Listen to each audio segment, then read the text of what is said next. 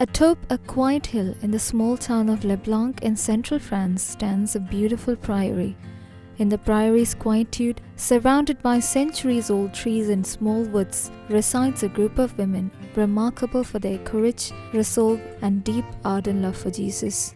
This is the Priory of the Little Sisters, Disciples of the Lamb, the only contemplative religious institute in the world that admits women with Down syndrome.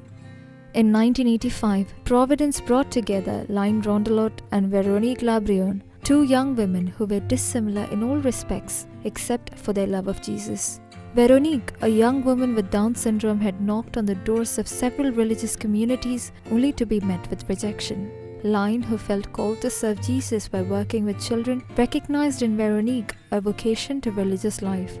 Together, they moved into an apartment in Buxeuil to begin their community. In 1990, another girl with Down syndrome joined them. That same year, Archbishop Jean Honoré of Tours recognized the group as a public association for the Christian faithful. The fortitude of the small community of women and their faithfulness to their divine spouse was duly rewarded. The community soon outgrew their council house in Buxeuil. In 1995, they uprooted their lives and moved to Blanc, where the priory now stands. They were joyfully welcomed by Archbishop Pierre Plateau of Bourges, who elevated the Little Sisters to the status of a contemplative religious institute in 1999. This recognition obtained definitive status in 2011.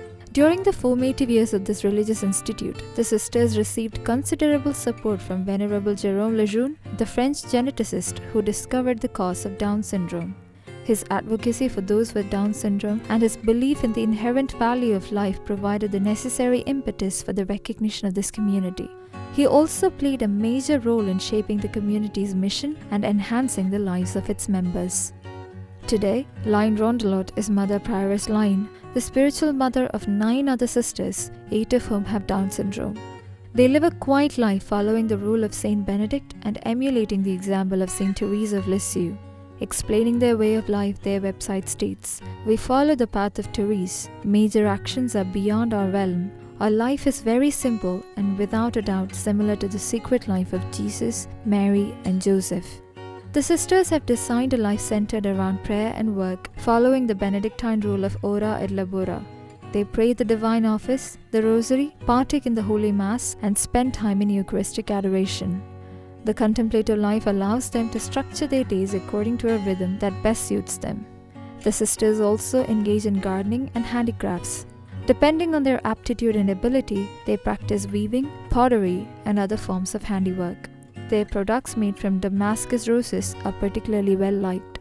The sisters are sustained through the sale of these handmade goods and the kindness of benefactors.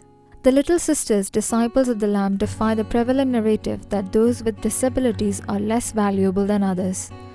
Through their vocation, characterized by holy silence, earnest love, and truthful labor, they respond to the world's challenges and humbly await the joy of heaven.